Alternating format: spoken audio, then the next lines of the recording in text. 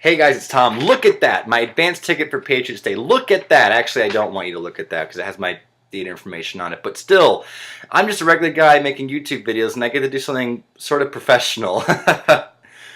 And also, if you couldn't tell by my voice, I'm getting over a cold, so I apologize for that, but I still want to make this movie review for you guys. So yes, I did get to see an advanced screening for Patriots Day. This film got a limited release in places like New York and Los Angeles in December of last year, and then we in the rest of the country are finally going to get it this weekend on January 13th. Patriots Day is from the same director, Peter Berg, and the same star, Mark Wahlberg, who also brought us Deepwater Horizon, which came out in September of 2016, which I also reviewed for this channel. And sort of similar to Deepwater Horizon, this is another intense thriller, but unlike Deepwater Horizon, where that film's intensity is relentless and doesn't let go, Patriots Day still has a lot of that intensity, but with moments to breathe in between. But it all still works. So Patriots Day recounts the events of April 15th, 2013, Patriots Day in Boston, Massachusetts, which during the famous Boston Marathon, which happens every single year, 2 explosives went off, killing and injuring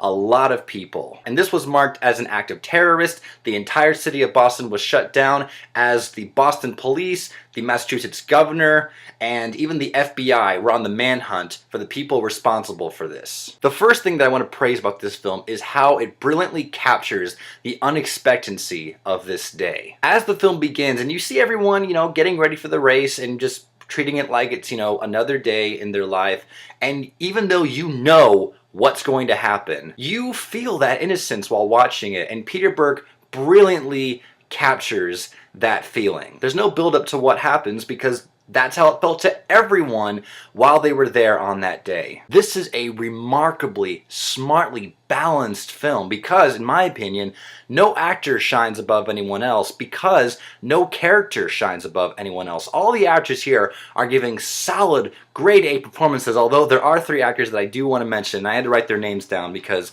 I couldn't quite remember them. They are Jimmy O. Yang as this Asian guy that we follow from time to time.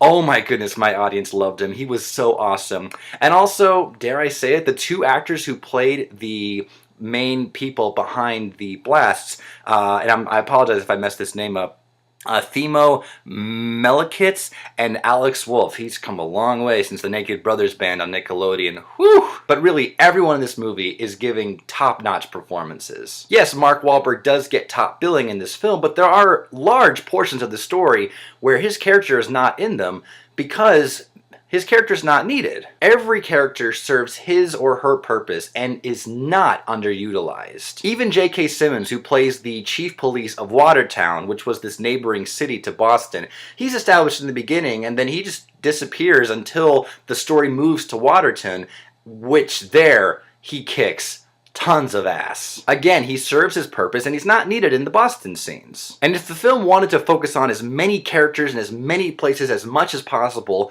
well then I feel like the film would lose that incredible balance that it has. Speaking of Watertown, the intense is so palpable as the story moves there. Even though at this part of the story we are hours away from the marathon, I was still riveted by the action that takes place in Watertown. I was invested in the story, the action, the characters. I was just as riveted of the action that took place in Watertown as did in Boston early in the film. It's remarkable. Every time that I try to nitpick something in the film as I was watching it, either the film answered it within like 5 to 10 minutes, or I came to the realization that my nitpick wasn't really relevant. For example, there are some characters that I did wonder why we didn't get to see more of them, but the more I thought about it, that wasn't the story that was being told. They served their purpose, and the story kept moving. And I have to applaud that. Another very minute nitpick was as I was watching the film, after the events of the marathon takes place,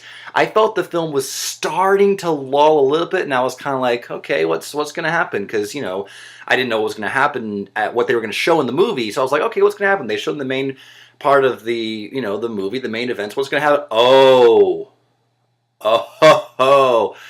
Okay, we were back on track and I had nothing to worry about. And that brings me to one final thing that I love about this movie. I know my nose is itching. I've been getting over a cold. We've been over that. While there is as much intensity in Patriots Day as there is in Deepwater Horizon, in Patriots Day the intent is sort of spread out a little bit more. And I think it was to emphasize the fact that in between these moments, these characters had to go on with their lives, and there was nothing they could do about that. In Deepwater Horizon, there is no room to breathe because those characters had no choice. Strangely enough, in Patriots Day, there is room to breathe because those characters had no choice. Different circumstances for different films, but both portrayed and told excellently. Really looking back, there isn't anything that I disliked about Patriots Day. I mean, nothing. And even if I had that small nitpick, either the film answered that or even I answered that myself. I mean, it's just, looking back,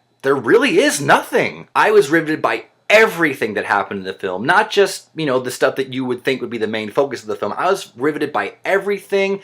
I understood every character. I got behind every character. No character was underused. No character was wasted. Every character is well utilized. The film is smartly balanced. Yeah, just nothing. And so for that, I kind of have no choice. I'm going to give Patriots Day a solid 5 out of 5 stars. When it opens this weekend for the rest of the country, it's going to open on January 13th. I would recommend going to see this one, as you could probably tell. Alright guys, that's my review of Patriots Day. I loved the film. I love shooting this review, and I gotta calm down a little bit because, as I said, I'm getting over a cold.